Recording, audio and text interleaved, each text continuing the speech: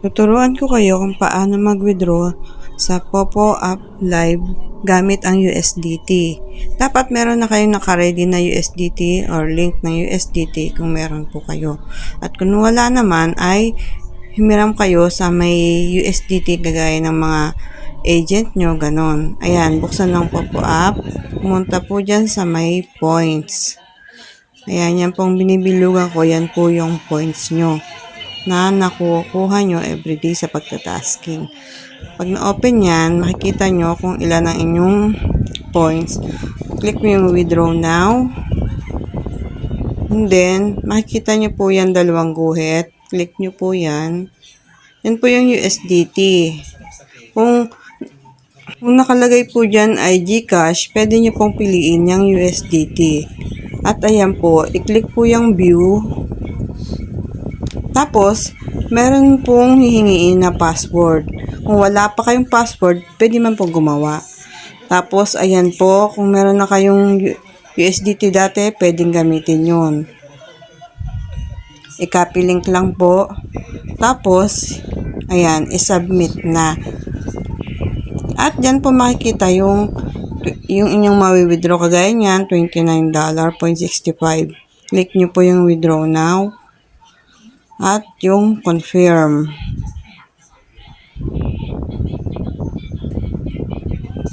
At syempre, hihingi ulit sila ng password.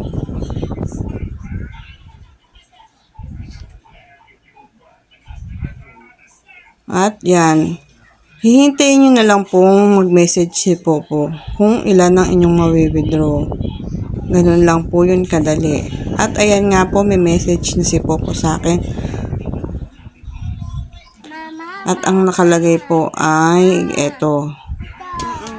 Ayan yung pinaka nasa baba. Kasi yung dalawa sa taas, dati pa po yun. At ayan po, meron po akong $29.21 na ang katumbas ay 1,664.97.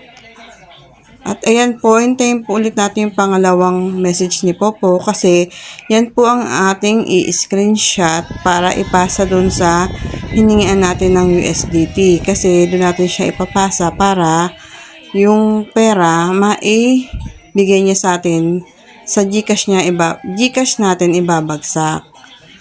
Ayun po. Ginamit lang po natin yung USDT niya. At ayan. Diyan po, ipapasa ko po yung screenshot ko na message ni Popo kung ilan ang mawi-withdraw ko po. Ayun po yon. Tapos wait lang po natin yung reply niya. Ayan, binigay ko po yung aking GCash number para doon niya po ibabagsak yung pera na ini-withdraw ko. Yan po palang GC na yan is GC namin ng withdrawhan. Yan po ako nahiram ng USDT link nung nagwi-withdraw. Kasi po, pag diretso po kayo sa GCash, ang liit po na makukuha nyo. Kaya kailangan may USDT po. At ayan po, diba, ang laman ng GCash ko is 2K, 22, yan po. Mamaya madadagdagan po yan kapag naipasa na dyan nung hiningaan ko ng link. At ayan na po, naipasa niya na po sa GCash ko yung i-withdraw ko. Diba kayo na 1.6, ngayon 1.7 nung may USDT tayong ginamit. At ayan na po, makikita po natin na madadagdagan yung GCash ko. Yan po. Kanina diga ay 2K, ngayon ay 3K na po. Ganun lang po kadali guys. Kaya mas mainam pong gumamit ng USDT. Ayun lang guys. Salamat.